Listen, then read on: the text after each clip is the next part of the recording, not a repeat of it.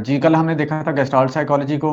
उसमें हमने इसकी डेफिनेशन देखी, कॉन्सेप्ट देखा कि बेसिकली ये ऑर्गेनाइजेशन होती है हमारी। जब चीज हम परसेप्शन कर रहे होते हैं, हम सेंस कर रहे होते हैं चीजों को इन्वायरमेंट से, तो ये उन उनको वो जो हम चीज जिस चीज को भी परसीव करते हैं उसको एक मीनिंगफुल पैटर्न देने की कोशिश करता है, एज अ होल देखने की कोशिश करता है, अकॉर्डिंग टू गेस्टाल्ट साइकोलॉजी। फिर उसमें हमने देखा कि जो गेस्टाल्ट साइकोलॉजी है कैसे ये इवॉल्व हुई है, और इसके साथ साथ इसने कैसे मुखालफत की है उसकी स्ट्रक्चरलिज्म की। ठीक है, उसके हवाले से हमने देखा। और इसके साथ साथ हमने देखा the whole is greater than its parts, ये हमने देखा। The whole is greater than its parts, इसका कॉन्सेप्ट देखा, डेफिनेशन, मतलब कोशिश की इसको समझने की, एक्सप्लोर करने की। और इसके साथ साथ हमने कुछ एग्जांपल्स भी देखी थी कि जब हम किसी भी चीज को देखते हैं, सबसे पहली बात तो ये कि हम जब भी किसी चीज को देख रहे होते हैं, परसीव कर रहे होते हैं, तो हम उसको एज अ होल देखते हैं, ना कि उसके पार्ट्स की बजाय, ना कि उसके पार्ट्स को देख रहे होते हैं। मिसाल के तौर पर जब हम एक गाड़ी को देखते हैं तो वो हमें एक टोटल एक होल की फॉर्म में नजर आ रही होती है। ठीक है, ये नहीं कि हम उसका टायर को अलग करके देखते हैं, सीट्स को अलग करके देखते हैं, स्टीयरिंग व्हील को अलग करके देखते हैं, ऐसा नहीं है। वो कहता है कि हम उसको एज अ होल देख रहे होते हैं। एक चीज ये, दूसरी चीज ये थी कि the whole is greater than the sum of its parts. इसका मतलब ये था कि जब आप डिफरेंट पार्ट्स को देख रहे होते हैं ना, डिफरेंट पार्ट्स पर, अगर एक गाड़ी को ही ले लेते हैं तो इसमें गाड़ी के जो डिफरेंट पार्ट्स है, फॉर एग्जांपल जो है टायर हैं, इसके साथ सीट्स हैं, स्टीयरिंग व्हील है, वो कहते हैं सेपरेटली या अलग अलग इन पार्ट्स की जो वो वैल्यू नहीं होगी जो एज अ होल एक मिलके बनती है। ठीक है, टायर अगर अलग होगा तो उसकी वो वैल्यू नहीं होगी जो अगर वो एक गाड़ी में लग जाता है। ठीक है, इसलिए कहा गया कि the whole is greater than the sum of its parts, कि जो होल होगा ना, जो एक कंप्लीट फॉर्म आपके पास मिलके आती है, वो टोटली डिफरेंट और ग्रेट होती है, बड़ी होती है, डिफरेंट होती है। ठीक है, मोर होती है उसके पार्ट्स के मुकाबले में। तो ये हमने इसका कॉन्सेप्ट देखा था। आज हमारा नेक्स्ट इसका पार्ट है। इसमें हम देखेंगे antecedent influences on gestalt psychology के गेस्टाल्ट साइकोलॉजी से पहले क्या इस पर इन्फ्लुएंस हुए, या किन किन लोगों ने इसमें अपना रोल प्ले किया, या इस तरह से देखेंगे कि किन लोगों के काम ने गेस्टाल्ट साइकोलॉजी में अपना रोल प्ले किया। ठीक है, उनको हम एज अ कंट्रीब्यूटर्स देखेंगे ऑफ गेस्टाल्ट साइकोलॉजी। और जो इसके फाउंडर्स हैं उनको हम अलग से देखेंगे, कंट्रीब्यूटर्स को अलग से देखेंगे जिनके काम ने इन्फ्लुएंस किया गेस्टाल्ट साइकोलॉजी को। तो उसमें सबसे पहले हमारे पास है इमैनुअल कैंट। इमैनुअल कैंट है हमारे पास। As with all movements, the ideas of the gestalt protest have their roots in earlier ideas. The basis of gestalt position its focus on the wholeness of perception, ये चीज हमने देखी है कि इसका फोकस होलनेस पर था। Can be found in the work of the German philosopher Immanuel Kant. वो कहता है कि ये जो होलनेस वाला है ना कॉन्सेप्ट, ये आपको जो जर्मन फिलोसफर हैं इमैनुअल कैंट, उनके काम में ये चीज नजर आती है। कैसे? Kant argue that when we perceive what we call objects, जब हम ऑब्जेक्ट्स को परसीव करते हैं, we encounter mental states that appear to be composed of bits and pieces। वो कहता है कि हम जब उसको देख रहे होते हैं ना, तो वो एक चीज कंपोज होके छोटे छोटे पीसेस या बिट्स की फॉर्म जो होती है उनकी, वो कंपोज होती है। कंपोज होने के बाद एक टोटल या एक होल सब्जेक्ट हमें नजर आ रहा होता है, ऑब्जेक्ट नजर आ रहा होता है। These are like the sensory elements propose by English empiricist and associationist. ये बिल्कुल उसी तरह से है सेंसरी एलिमेंट्स जो प्रपोज किए थे एम्पेरिसिस्ट और एसोसिएशनिस्ट ने। अच्छा, उसके बाद to Kant however these elements are organised meaningfully not through some mechanical process of association. वो कहता है कि अगरचे ताहम ये जो ऑर्गेनाइजेशन होती है ना, मीनिंगफुल ऑर्गेनाइजेशन होती है, ये किसी मैकेनिकल प्रोसेस के अकॉर्डिंग नहीं जुड़ी होती। ठीक है, जैसे मैकेनिकल प्रोसेस होता है ना, कि अगर एक गाड़ी है तो वो कैसे, उसके टायर कैसे जुड़े हैं, दरवाजे कैसे लगे हैं, इसके साथ साथ सीट्स कैसे लगी हैं, मतलब वो एक मैकेनिज्म होता है पूरा। वो कहता है ये उस तरह से नहीं जुड़े होते। इंस्टेड इसके बजाय the mind is in the process of perceiving will form और क्रिएट अ होल एक्सपीरियंस। वो कहता है इसके बजाय हमारा माइंड करता है चीजों को, प्रोसेस जब हम परसीव कर रहे होते हैं, और वो एक फॉर्म बना देता है, हमारा माइंड एक होल बना देता है, होल एक्सपीरियंस। दस इसलिए perception is not a passive impression and combination of sensory elements. ये एक कोई पैसिव नहीं है। ये कल भी हमने बात की थी कि ये पैसिव प्रोसेस नहीं है। ये नहीं कि अनकॉन्शियसली हो रहा होता है। As the empiricist and एसोसिएशनिस्ट sad, जैसे कि इन लोगों ने बोला था, एम्पिरिसिज्म वालों ने और एसोसिएशनिज्म वालों ने बोला था, but an active organising of elements into a coherent experience. ये मतलब जैसे उन्होंने बोला था कि ये एसोसिएशनिज्म वालों ने, एम्पिरिसिज्म वालों ने बोला था कि ये पैसिव प्रोसेस होता है, जबकि इसके अंदर बोला गया है कि ये जो ऑर्गेनाइजेशन होती है ना एलिमेंट्स की, ये एक एक्टिव प्रोसेस होता है। ठीक है, एक्टिव प्रोसेस या एक्टिव ऑर्गेनाइजेशन होती है हमारे माइंड की। In this way the mind gives shape and form to the raw data of perception. इसलिए वो कहते हैं इसी तरह फिर हमारा जो माइंड क्या करता है, जब भी जैसे ही उसको कोई चीज नजर आती है तो वो फौरन उसकी कोई ना कोई शेप या कोई ना कोई मीनिंग दे के आपको बता देता है। एक्टिव प्रोसेस कह रहे हैं ना, तो वो कह रहा है कि फौरन ही उसी वक्त वो काम करने पे लग जाता है और आपको एक फॉर्म बना के दे देता है। ये इमैनुअल कैंट का काम था। ठीक है, इमैनुअल कैंट ने ये एक नजरिया पेश किया था, या उसके काम के अंदर इस तरह से उसने जिक्र किया था। अच्छा, उसके बाद हम आ जाते हैं फ्रांस ब्रेंटेनो। फ्रांस ब्रेंटेनो ने क्या बोला था, at the university of Vienna who opposed Wundt's focus on the elements of conscious experience. इसने भी विलियम वुंड को ओपोज किया था, उसकी मुखालफत की थी, या इस तरह कह सकते हैं डिसएग्री किया था। Propose that psychology study the act of experiencing.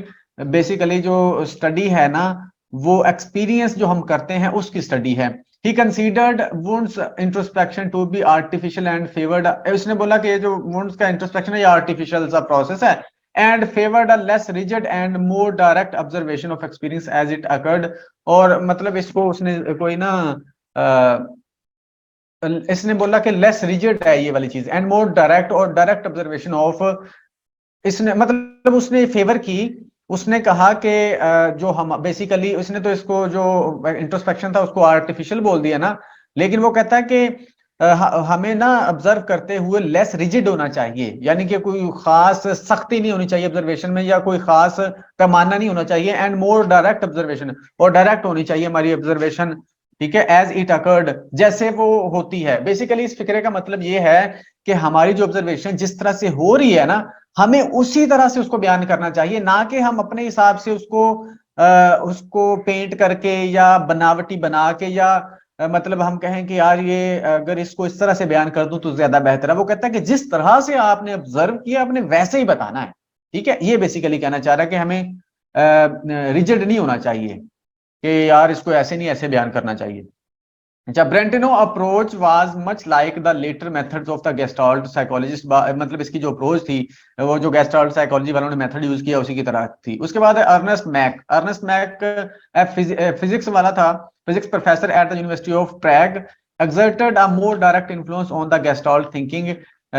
इसका एक डायरेक्ट इन्फ्लुएंस था गेस्टाल्ट साइकोलॉजी पर, गेस्टाल्ट थिंकिंग पर। इसने बुक लिखी जिसका नाम था एनालिसिस ऑफ सेंसेशन 1885 के अंदर। In this book Mach discussed special patterns such as geometric figures and temporal patterns such as। अब इसने जो है ना, इसने जो डिस्कस किया था वो बेसिकली इसने बात की थी spatial patterns such as geometric figures and temporal patterns.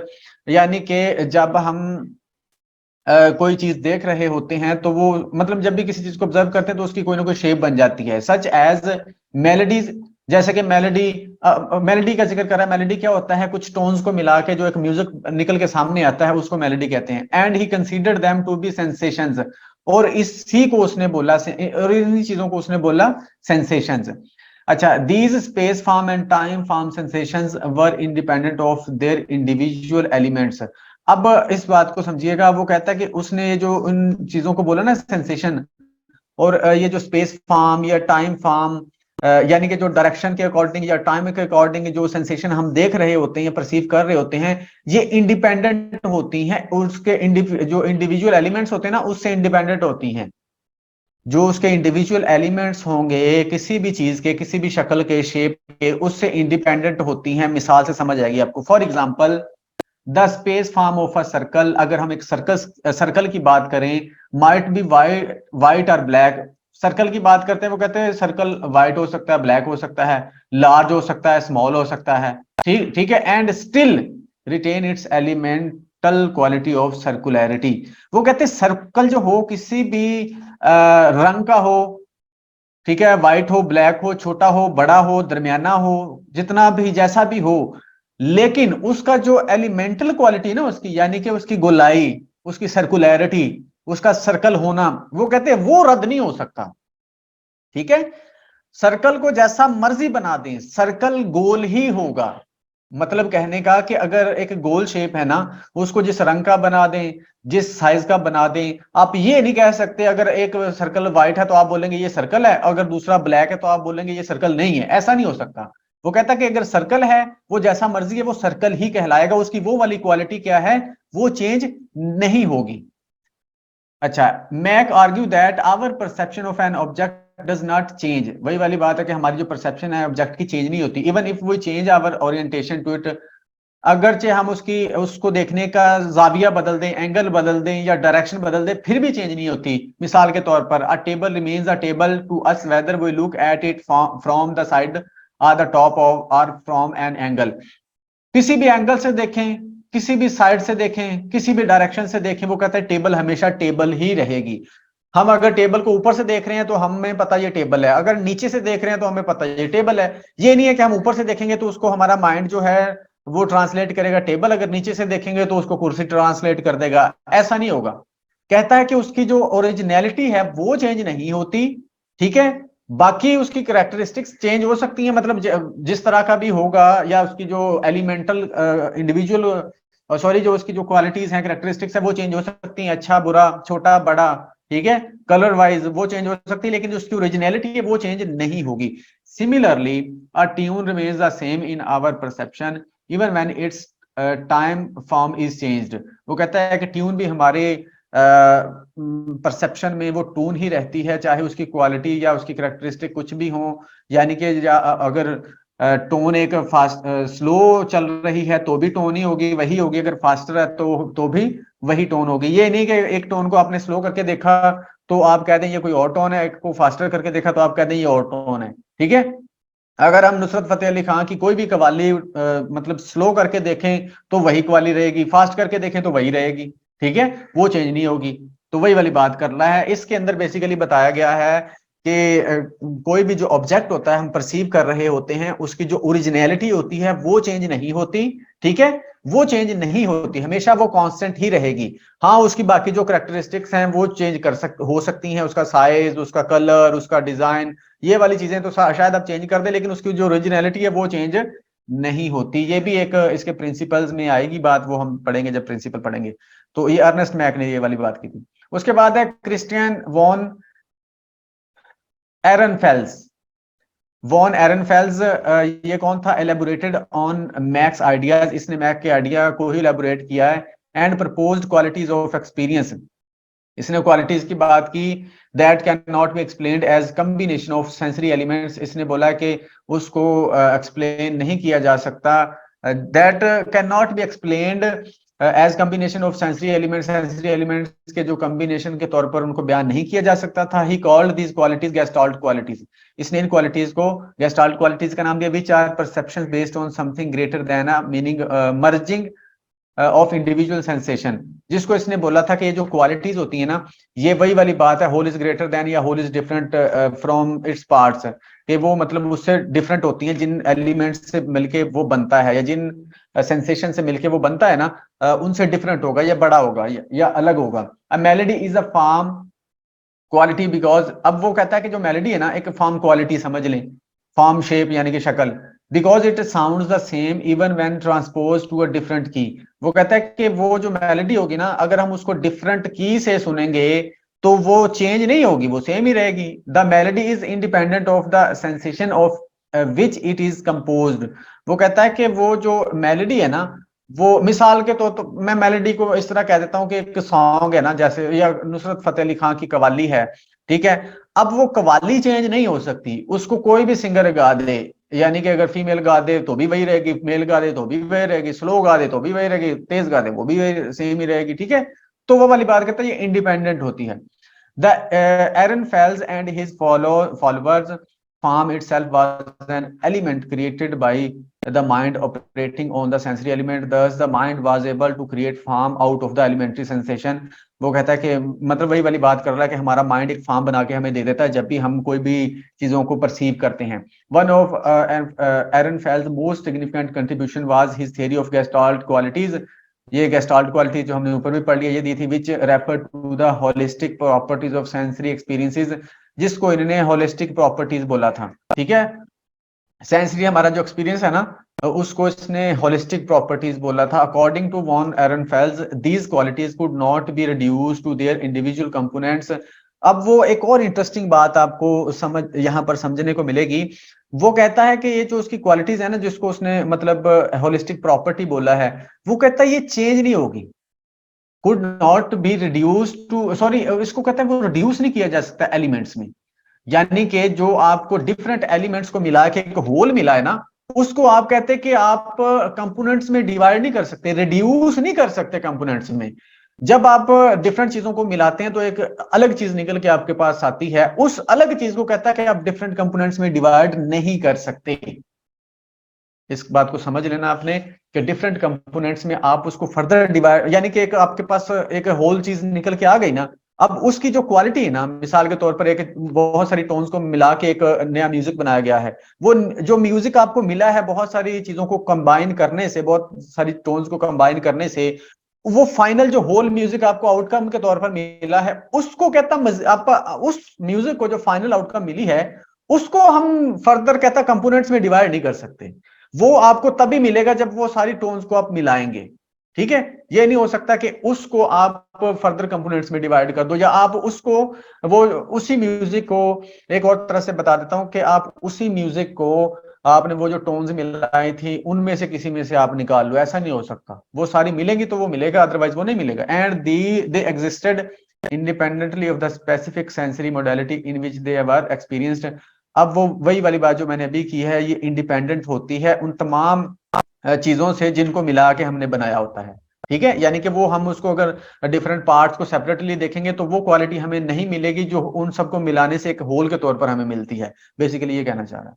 उसके बाद एक और चीज इसने दी थी गेस्टॉल्ट फॉर्मेशन, जिसके बारे में ऊपर भी थोड़ा सा जिक्र हुआ है, which emphasize the importance of the perceptual organization of sensory input in determining our experience of the world. कि जब हम वर्ल्ड को एक्सपीरियंस कर रहे होते हैं तो एक होल या ऑर्गेनाइजेशन की फॉर्म में हमें एक शक्ल मिल रही होती है, पैटर्न मिल रहा होता है। He argue that the brain organizes sensory information into coherent patterns और गेस्टॉल्ट्स।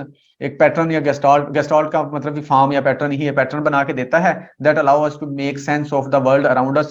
और उसी जो वो हमें पैटर्न बना के देता है, वो कहता है उसी को देखने के बाद हम इस काबिल होते हैं कि हम अपनी आसपास की दुनिया को, वर्ल्ड को समझ सकें।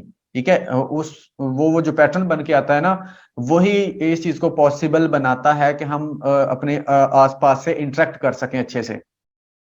उसके बाद Max Wertheimer, one of the three principal founders of gestalt, studied with Ehrenfels at Prague and noted that the greatest stimulus for the gestalt movement came from the Ehrenfels work. मतलब कि इसका बहुत role था gestalt psychology के अंदर। Max वर्दाइमर ने इसको study किया था उस एरनफेल्ड को यूनिवर्सिटी ऑफ प्रैग में। उसके बाद हमारे पास है विलियम जेम्स, जो कि फंक्शनलिज्म स्कूल ऑफ थॉट के बानी हैं, फाउंडर हैं। उनके बारे में भी थोड़ा सा जिक्र है, इनके थोड़ा सा काम ने भी रोल प्ले किया था गेस्टाल्ट साइकोलॉजी में। William James who oppose the trend. Excuse me sir, sir ये जो पीछे आपने दो पढ़ाई है बैक और एरनफेल्ड, इनका मिक्सअप हो रहा है, तो जरा एक दो लाइन में डिफाइन करिएगा। किसका? आपने मैक का? जी मैक का, और ये जो एरनफेल्ड का पढ़ाया उसने आपने। ये जो हमारे पास हमने इसको देखा था ना, अर्नेस्ट मैक को, इसने बात की है बेसिकली जब वो कहता है कि हम चीजों को परसीव करते हैं ना, किसी भी चीज को, किसी भी ऑब्जेक्ट को हम जब देख रहे होते हैं ना, तो उसकी जो ओरिजिनलिटी है ना वो चेंज नहीं होती। ठीक है, उसकी जो ओरिजिनलिटी होती है, मिसाल के तौर पर एक सर्कल को आप जिस मर्जी रंग का बना दे, छोटा बड़ा बना दे, बड़ा बना दे, वो कहते हैं वो उसकी ओरिजिनलिटी चेंज नहीं होती, वो सेम ही रहेगी। ठीक है, वो कहता है हम एक टेबल को जब ऊपर से देखते हैं तो टेबल ही होता है, नीचे से देखते हैं टेबल ही होता है, राइट से देखते हैं तो भी टेबल ही रहेगा। हम उसको, हमारा माइंड जो, हमारी मेमोरी उसको टेबल ही डिफाइन कर रही होगी। ठीक है, वो हमें बता रही होगी भाई ये टेबल है। ठीक है, ये नहीं होगा कि आप उसको ऊपर से देखें तो वो टेबल है, नीचे से देखें तो वो चेयर नजर आएगी, ऐसा नहीं होगा। ओरिजिनलिटी चेंज नहीं होती, अर्नेस्ट मैक ने बोला है। जो एरनफेल्ड ने बोला है, इसने इसकी बात भी की है, और दूसरी इसने थोड़ा सा आगे बात बढ़ाई है कि ये जो क्वालिटीज होती है, मिसाल के तौर पर वो कहता है कि डिफरेंट चीजों को मिला के या डिफरेंट लकड़ियों को मिला के चार टांगों को लगा के ऊपर एक पूरी मतलब वो प्लेन बड़ी सारी लकड़ी मिला के तो आपको एक टेबल मिला है, ठीक है। यानी कि डिफरेंट लकड़ियों को मिला के हमने एक टेबल बनाया है। अब वो कहता है जो आपको वो डिफरेंट लकड़ियों को मिला के एक टेबल मिला है ना, एक होल मिला है, वो वाला जो होल है ना आपको उन डिफरेंट पार्ट्स में नहीं मिलेगा, वो उन डिफरेंट पार्ट से इंडिपेंडेंट है, ठीक है। उन डिफरेंट पार्ट से इंडिपेंडेंट है, यानी कि अगर फर्ज करें आप दो चार टांगों को अलग अलग कर दें, एक टांग आप ले लें टेबल की, तो उसमें आपको टेबल तो नजर नहीं आएगा ना, ठीक है। अगर आप टांगों के बगैर आप लकड़ी को ले लें तो भी टेबल नजर नहीं आएगा। जब वो एक लकड़ी और चार टांगे नजर लगेंगी तो एक टेबल बनेगा। वो कहता है वो जो टेबल बना है ना, फाइनल आउटकम निकली है, वो इंडिपेंडेंट है। वो आपको आप उसको फर्दर डिवाइड करके नहीं देख सकते, यानी ये नहीं होगा कि आप उसके जो पार्ट्स थे उनमें वो आपको टेबल नजर आना शुरू हो जाए या उनका टेबल बन जाए, ठीक है। तो वो ये कह रहा है बेसिकली, उसके काम को थोड़ा सा उसने आगे एलेबोरेट किया है कि ओरिजिनलिटी चेंज नहीं होती, लेकिन वो जो उसकी जो क्वालिटीज है ना, मतलब कि जो हमें होल मिल रहा होता है मर्ज करके डिफरेंट सेंसेशन को एक चीज मिलती है, इंडिपेंडेंट होती है, ठीक है, और वो डिफरेंट होती है इंडिविजुअल पार्ट से। और जो दूसरी क्वालिटीज की फॉर्मेशन की बात की है इसने, गेस्टॉल्ट फॉर्मेशन, कि जब भी हम किसी चीज को परसीव करते हैं तो हमें लाजमी उसमें कोई ना कोई फॉर्म नजर आएगी। हम कोशिश, हमारा जो माइंड है वो यही कोशिश करता है कि उसमें फॉर्मेशन नजर आए, हमें कोई ना कोई उसमें मीनिंग नजर आए। फॉर्मेशन, मीनिंग, पैटर्न, ठीक है। वर्ड्स को देख रहे होंगे तो मीनिंग नजर आ रहा होगा। मिसाल के तौर पर आपके सामने ABC लिख दी जाए, आप ऐसे देख लीजिएगा कभी डिफरेंट, जब हम चीजें मतलब डिफरेंट, एक पेज के ऊपर आप ऐसा लिख दें, एक पेज के ऊपर 4 दफा ABC लिख दें मिक्स करके, ठीक है, मिक्स करके ABC लिख दें, ABCDEF, यानी कि 4-5 दफा लिख दें। बाद में उसको जब आप देखेंगे ना, पूरे पेज को सामने रख के देखेंगे तो वो लाजमी आपको वो वर्ड्स बने नजर आ रहे होंगे। आपका जो माइंड ऑटोमेटिकली उनको लेटर्स को इकट्ठा करके कोई ना कोई वर्ड बना देगा, ठीक है। मतलब कि हमारे जो माइंड है वो फॉर्म बना रहा होता है। तो ये थोड़ा दो चीजें इसने बोली थी कि उसने बोला था कि मैक ने बोला था कि उसकी जो इंडिविजुअलिटी है ना, वो जो है वो मुतासर नहीं होती, जैसे मर्जी उसको, जिधर से मर्जी जैसे मर्जी उसको बना के या समझ लें आप या देख लें, उसमें फर्क नहीं पड़ता। और इसने बात की थी उसी को थोड़ा सा आगे बढ़ा के, वो जो कहता है उसकी जो टोटलिटी नजर आती है, इंडिविजुअलिटी नजर आती है ना, वो इंडिपेंडेंट होती है उसके पार्ट से, ठीक है। वो उसको आप डिवाइड करके नहीं देख सकते डिफरेंट पार्ट्स में। और फॉर्मेशन यानी कि हर चीज हमें एक फॉर्मेशन की फॉर्म में नजर आती है, पैटर्न में नजर आती है। जी, अब समझ आई? जी सर, आ गई समझ। Okay. William James who opposed the trend toward elementism in psychology। William James चूंकि फंक्शनलिज्म वाले हैं ना, इन्होंने वो एलिमेंटिज्म यानी कि स्ट्रक्चरलिज्म को इन्होंने रद्द किया अगेंस्ट उसके बाद की, या उसको क्रिटिसाइज किया। Is also a precursor of the gestalt school of psychology. इनका भी रोल है। James regarded elements of consciousness as artificial abstractions. इसने इसको बोला artificial abstractions. He stated that people see objects as wholes not as a bundle of sensation. उसने यही वाली बात की कि जो लोग हैं होल की फॉर्म में देखते हैं, बंडल ऑफ सेंसेशन की फॉर्म में या पार्ट्स में या एलिमेंट्स में नहीं देख रहे होते। वन ऑफ द जेम्स की contribution to gestalt psychology was his concept of the stream of consciousness. ये जो स्ट्रीम ऑफ कॉन्शियसनेस जब हमने फंक्शनलिज्म को पढ़ा था उसके अंदर भी देखा था। इसके अकॉर्डिंग ये क्या कहना चाह रहा है, argue that the conscious is not made up of isolated elements. इसने बोला कि जो हमारा कॉन्शियसनेस है ना, ये एक फ्लो है, ये कॉन्टिन्यूस फॉर्म में बना हुआ है और चलता जा रहा है। ये आइसोलेटेड एलिमेंट्स की फॉर्म में नहीं, या वो एलिमेंट से नहीं मिलके बना, but rather a continuous flow of thoughts and sensation that are constantly changing and evolving. Continuously change हो रही हैं, इवॉल्व हो रही हैं। This idea resonated with the gestalt psychologist emphasize on the holistic and dynamic nature of the perceptual experience. जो मतलब वही वाली बात करता है गेस्टाल्ट साइकोलॉजी की, कि वो ये होलिस्टिक एक आपको दलील दे रहा है होलिस्टिक फॉर्म की, dynamic nature of perceptual experience की, ठीक है। यानी कि जो हम एक्सपीरियंस कर रहे होते हैं उसको हम किस तरह से समझते हैं, ये उसकी बात कर रहा है, ठीक है। और ये वाला जो स्ट्रीम ऑफ कॉन्शियसनेस या फ्लो की बात कर रहा है, ये आपको जो 5 फिनोमेना नहीं है उससे रिलेटेड, उससे भी रिलेट करता नजर आएगा फ्लो के साथ। James also introduced the concept of attention, which he argue was a की फैक्टर इन शेपिंग परसेप्शन। अब ये अटेंशन वाली बात कल भी हमने डिस्कस की थी कि अटेंशन बड़ी इंपॉर्टेंट है किसी भी चीज को परसीव करने के लिए। He suggested that attention functions to selectively filter and organize sensory input.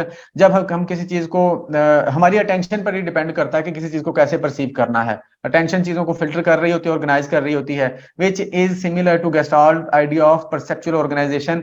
जो गेस्टाल्ट, ये वही वाली बात है कि अटेंशन की वजह से ही हम क्या करते हैं, चीजों को बेहतर वे में ऑर्गेनाइज करके देख रहे होते हैं। ठीक है, और ये परसेप्चुअल ऑर्गेनाइजेशन से मिलता जुलता कॉन्सेप्ट है जो गेस्टाल्ट साइकोलॉजी का है। Another area where James ideas intersected with gestalt psychology, एक और एरिया है जिस जो गेस्टाल्ट साइकोलॉजी से मिलता है, was in his views on the relationship between perception and action. Perception and action भी एक चीज है जो इसने बोला था कि अब इसने ये परसेप्शन और एक्शन का आइडिया दिया है। ये एक्सीडेंटली, बहुत सारी चीजें ऐसी होती है जो एक्सीडेंटली किसी और के काम के साथ में मिल रही होती हैं। इसने परसेप्शन और एक्शन का आइडिया दिया था। क्या बोला था इसने? He argue that the perception and action are closely linked. इसने बोला ये दोनों आपस में क्लोजली लिंक्ड हैं। And that perception is shaped by the actions we take in the world. अब यहां पर ये वाला इसका कॉन्सेप्ट है कि परसेप्शन, वो कहता है हमारी वे उसी तरह से बनती है, उसी तरह की बनती है जिस तरह हम एक्ट कर रहे होते हैं दुनिया में। This idea was later developed by gestalt psychology such as Kurt Koffka, who emphasized the importance of studying perception in the context of action. जिसने ये बोला था कि अगर आप परसेप्शन को स्टडी करना चाहते हैं तो एक्शन को देखें। यानी कि अगर आप परसेप्शन को समझना देख चाहते हैं तो आप देखेंगे कोई बंदा एक्ट कैसे कर रहा है, जिस तरह से वो एक्ट कर रहा होगा उसकी परसेप्शन भी वैसी ही होगी। The other major founders of Gestalt psychology, Kurt Kofka and Wolfgang Kohler, learned of James' work when they were students of Carl Stumpf. इन्होंने इसके काम को पढ़ा जब ये कार्ल स्टम्फ के स्टूडेंट थे। जी, यहां तक कोई क्वेश्चन?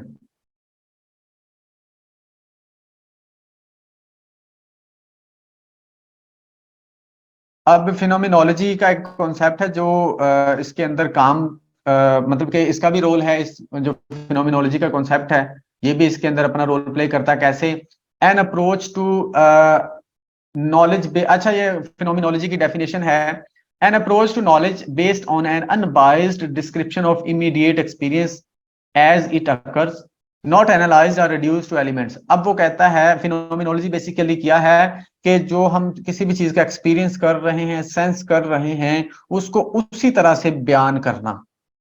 फिनोमिनोलॉजी बेसिकली क्या है? ये वो अप्रोच है जिसमें अपने एक्सपीरियंस को, परसेप्शन को, सेंस को उसी तरह से बयान करा जिस तरह से वो हुई हो, जिस तरह से वो होती है। जैसे वो हमने वो स्टिमुलस एरर वाली बात नहीं की थी। स्टिमुलस एरर था या कौन सा था जब हम स्ट्रक्चरलिज्म को पढ़ रहे थे, कि जब जो आप चीज को, जिस चीज को परसीव कर रहे हैं ना, जो आपने वहां पर फील किया वैसे बयान करें, उसमें रद्दो बदल ना करें या उसको एलिमेंट्स में रिड्यूस करने की कोशिश ना करें या उसको अपनी तरफ से मीनिंग देने की कोशिश ना करें। आप ये बता दें कि जब आपने गर्म चीज को हाथ लगाया तो आपको क्या फील हुआ। ठीक है, आपको क्या एक्चुअल में आपके इमोशंस उस वक्त क्या थे, फीलिंग्स क्या थी, थॉट्स क्या थी, वो बताएं। ये ना बताएं कि आपको हर्ट हुआ है। ठीक है, तो ये फिनोमिनोलॉजी बेसिकली ये है। The concept of phenomenology was first introduced by the German philosopher Edmund Husserl in the late 19th century and 20th century. इनके एंड में, 19th सेंचुरी के एंड में दिया था इन्होंने। Early influence in the movement in German philosophy and psychology known as phenomenology, a doctrine based on an unbiased description of immediate experience. वही वाली बात कि अनबाइस्ड होकर बताना, जस्ट एज इट अकर, जिस तरह से वो अकर होती है। The experience is not analyzed or reduced to elements और अदरवाइज आर्टिफिशियली एब्स्ट्रैक्टेड। यानी कि उसको एलिमेंट्स में डिवाइड ना करें या अपनी तरफ से ना बताएं। ठीक है, अपनी तरफ से रिजल्ट निकाल के बता दें। It involves the almost naive experience of common sense rather than the experience reported by a trained introspector with a systematic biased orientation. वो बेसिकली बता रहा है कि it involves the almost naive experience, यानी कि जो एक्सपीरियंस आपको हुआ है ना वही बयान करना, बजाय इसके कि आप क्या करें, rather than the experience reported by a trained introspector, कि आप एक ट्रेन्ड इंट्रोस्पेक्टर के तौर पर बता रहे हो, उसको सिस्टमेटिक बना के, उसकी ओरिएंटेशन बना के, उसको वो कहते हैं कम ज्यादा करके बयान कर रहे हो। ऐसे नहीं करना, जिस तरह से हुआ है वैसे ही बयान करना है। इसकी एग्जांपल्स भी कुछ मैंने लिखी हैं, देख लेते हैं। Examples, the experience of tasting a cup of coffee, कि जब आप कप ऑफ कॉफी को टेस्ट करते हैं तो उसमें फिनोमिनोलॉजिकल एनालिसिस क्या होगा? Phenomenological analysis of the experience of tasting a cup of coffee might include describing the rich aroma. अब आपको कॉफी अच्छी लगी, खुशबू अच्छी लगी, गर्म भी थी, आपने जब पिया तो आप, मैं आपसे पूछूं कॉफी कैसी थी, क्या एक्सपीरियंस किया, आप कहेंगे जी बड़ी अच्छी कॉफी थी। वो कहते हैं आपने ये नहीं बताना कि बड़ी अच्छी कॉफी थी, आप उसका सारे एक्सपीरियंस बताएं जो आपको हुआ। मिसाल के तौर पर रिच अरोमा, उसकी खुशबू अच्छी थी, warmth of a cup, cup का गर्म होना, the bitterness of the coffee, coffee की bitterness, and the feeling of alertness that it produces, और उसको पीने से जो आपने खुद को अलर्ट फील किया है वो बयान करें। ठीक है, it would seek to describe the subjective qualities of the experience without making assumptions, और जो सब्जेक्टिव क्वालिटीज या डिफरेंट एस्पेक्ट्स आपने उसके एक्सपीरियंस किए वो बताएं, विदाउट मेकिंग अजम्पशंस, अपनी तरफ से ना बताएं, about the objective nature of the coffee itself. ठीक है, बजाय इसके कि आप कॉफी के बारे में जो मैंने आपको पूछा कि आप एंड में ये बता दें कि कॉफी अच्छी थी या बुरी थी, ये ना बताएं, आप ये बताएं कि वो अच्छी क्यों लगी है, कैसे लगी है, या वो बुरी लगी है तो कैसे कैसे लगी आपको बुरी। ठीक है, एक और एग्जांपल है, a therapist listening to a patient description of their emotions. अब एक जो थेरेपिस्ट है, साइकोलॉजिस्ट, इसको एग्जांपल को ले लेते हैं, एक थेरेपिस्ट जब कर रहा होता है अपने, उसको सोच रहा हो, सुन रहा होता है, as phenomenologist क्या करेगा, would be interested in understanding how the patient perceives and experiences their emotions, कि बेसिकली आप ये समझो कि वो पेशेंट जो आपको बयान कर रहा है वो कैसे चीजों को परसीव कर रहा है बेसिकली, और कैसे एक्सपीरियंस कर रहा है, हाउ दे डिस्क्राइब देम, कैसे डिस्क्राइब करता है, and how they relate to their personal history and relationships, और कैसे वो उनको रिलेट करता है और रिलेशनशिप्स को लेके या अपनी लाइफ से लेके, या जो उसके एक्सपीरियंसेस हैं उसको लेके किस तरह से वो उनको समझता है या लेता है। जी, कोई यहां पर कोई क्वेश्चन?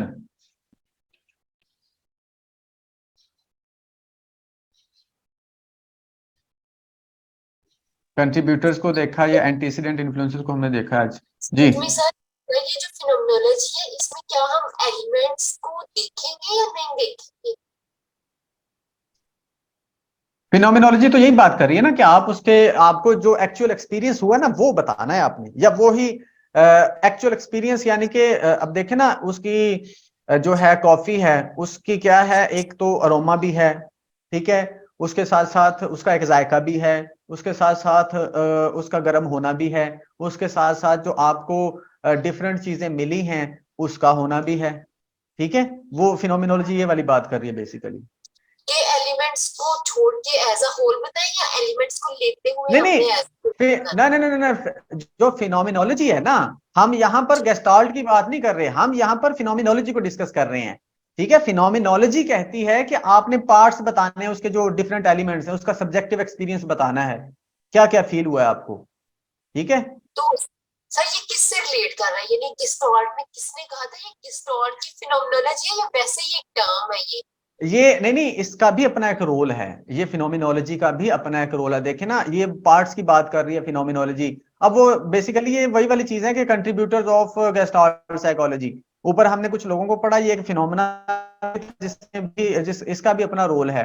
अब ये कहता है कि जी आप डिफरेंट पार्ट्स को मतलब के बयान करें, जिस तरह से आपका एक्चुअल एक्सपीरियंस हुआ वो बयान करें। अब इसके दो एस्पेक्ट हैं, एक तो ये है कि ये ओरिजिनलिटी की बात कर रहा है, ठीक है, यानी कि जो चीज आपने सेंस की है वही बताएं। ठीक है, ओरिजिनलिटी की बात कर रहा है, इंडिविजुअलिटी की बात कर रहा है कि जायका कैसा आपने फील किया, तो आपने उसकी खुशबू कैसे फील की वो बताएं। ठीक है, आपने उसको ठंडा महसूस किया, गर्म महसूस किया, वो यानी कि ओरिजिनलिटी उसने बोला है कि बताएं। एक तो एस्पेक्ट इसका ये है, दूसरा एस्पेक्ट ये है कि डिफरेंट एलिमेंट्स की यहां पर बात की है। ठीक है, अब ये डिफरेंट एलिमेंट्स को स्टडी कर रहा है। अब फर्ज करें वो कहता है जी ये आपने बोल दिया कॉफी बहुत अच्छी बनी है, तो ये आपने रिजल्ट कैसे निकाला, फिर हम फिनोमिनोलॉजी की तरफ चले जाएंगे, यार ये फिनोमिनोलॉजी को देखे ना, डिफरेंट पार्ट्स, पहले इसकी खुशबू बहुत अच्छी थी, गर्म भी थी, जायका बड़ा अच्छा था, उसके बाद मैंने जब इसको पिया तो मैंने चूंकि वो डोपामिन रिलीज होता है ना, तो मैंने अच्छा फील किया, एक्टिव फील किया। ठीक है, तो वो डिफरेंट पार्ट्स मिले, जब मिले तो आपने एक होल बता दिया जी हाँ जी कॉफी बड़ी अच्छी थी, मजेदार थी। ठीक है, डिफरेंट पार्ट्स की यहाँ पर ओरिजिनलिटी की बात भी हो रही है, डिफरेंट पार्ट्स की, और होल की बात भी होगी, डिफरेंट पार्ट्स को मिला के होल होगा ना। ठीक हो गया सर। जी, कोई और क्वेश्चन? सर इसमें जो ये इंट्रोस्पेक्शन वाला मेथड इस्तेमाल किया सर, इसमें इस्तेमाल किया इन्होंने या स्ट्रक्चरलिज्म तो इस्तेमाल हुआ है, अब इसका कौन सा जी, मेथड है सर? किसका? फिनोमिनोलॉजी तो सर वो तो स्टार्ट वाले से, फिनोमिनोलॉजी तो मेथड नहीं है ना, ये मेथड है ये। मैंने कब कहा मेथड है? मेथड तो नहीं बोला है सर मैंने। वैसे पूछ रही ये हूँ, नहीं जैसे नहीं नहीं नहीं नहीं नहीं, ये बेसिकली, इंट्रोस्पेक्शन से सेम हो रहा है ना। जी जी, इंट्रोस्पेक्शन तो नहीं है ये वाला मेथड, ये तो मतलब परसेप्शन की बात हो रही है यहाँ पर, चीजों को परसीव करने की। हम ये बेसिकली आपको ये बता रहा है कि हमारा जो माइंड है वो, या हमारी जो परसेप्शन का प्रोसेस है वो कैसे होता है। अब इसमें एक ही चीज मैंने आपको बोली थी स्टार्ट में, कि इसमें आपने वो इंट्रोस्पेक्शन की तरफ नहीं जाना, या वो आप ये फंक्शनैलिटी की तरफ ना जाएं। इसमें वो आपको कह रहा है कि हम जो होते हैं, हमारा जो माइंड होता है ना, वो चीजों को ऑर्गेनाइज करता है, ऑर्गेनाइज करने के बाद आपको एक मीनिंगफुल पैटर्न या फॉर्म या उसका एक मानी दे देता है। बेसिकली ये बात कर रहे हैं गेस्टॉल्ट वाले। और एक एक होल जी की बात सर। भी की है। एक तो होल की बात करता है, दूसरा मीनिंगफुल पैटर्न की बात करता है। ये नहीं कि होल दिया है उसने तो होल को बेतुका सा होल दे दिया है, ये वाली बात नहीं कर रहा। वो कहता है मीनिंगफुल पैटर्न निकल के आ रहे होंगे आपके सामने। मिसाल के तौर पर जब मैंने कल भी बात की थी, जब आप आसमान पर कुछ स्टार्स को इकट्ठा देखते तो आप वहां उसमें अपनी एक, मतलब उसमें कोई भी शेप हम ढूंढ लेते हैं। बिल्ली बनी है, कुत्ता बना है, ठीक है, सांप बना है, बिच्छू बना है, कुछ भी बना है, ऐसे हम ढूंढ लेते हैं। जैसे मैंने एबीसी वाली मिसाल दी थी, 4-5 दफा एक पेज पे एबीसी लिखें, मिक्स करके, तरतीब से ना लिखें। तो फिर आप देखिएगा उसको बाद में जब वो आप लिख लो तो अपने सामने रखिएगा, आप डिफरेंट आप फॉर्म्स को उसमें क्या है खुद ब खुद बना रहे होंगे। अभी रुकें जरा, मैं आपको बताता हूँ। कोई और क्वेश्चन है तो पूछे, मैं गूगल से कोई पिक्चर निकालूं।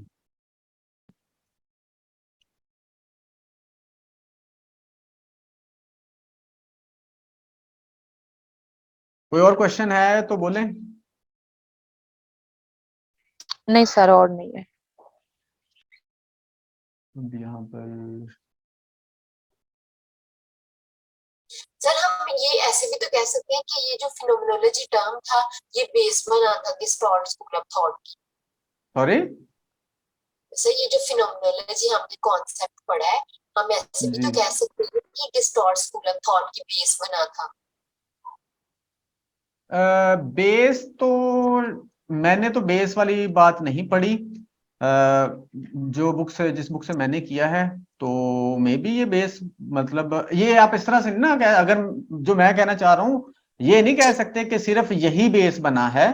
ठीक है, जी जरूर इसने रोल तो प्ले किया है ना। देखिए, हम कंट्रीब्यूटर्स की बात कर रहे हैं ना, तो कितने लोगों को हमने डिस्कस कर लिया है। वो कंट्रीब्यूटर्स हैं, जाहिर सी बात है, हर एक ने अपना अपना रोल प्ले किया है, हर एक के काम ने। जी सर। अगर आप कहें बेस बनी है तो ये थोड़ा सा गलत हो जाएगा, बेसिकली मैं ये कहना चाह रहा हूँ। ठीक है सर। अच्छा जी, कोई और क्वेश्चन? अल्फाबेट वीडियो बन रही है, मैं कह रहा हूँ कि वो कोई पार्ट खाली ना जाए।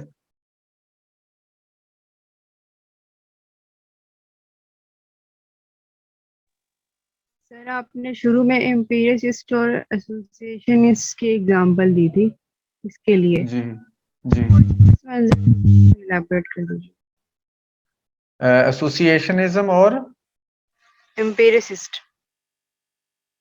एम्पिरिसिस्ट बेसिकली वो लोग हैं जो, एम्पिरिसिज्म बेसिकली वो होता है कि जिसमें एक्सपेरिमेंट्स करके, तजर्बात करके चीज़ों को निकाला जाता है, या रिजल्ट्स आप कह सकते हैं ड्रॉ किए जाते हैं। और एसोसिएशनिज्म वाले वही वाली कि चीज़ें कैसे एसोसिएट होती हैं एक दूसरे के साथ।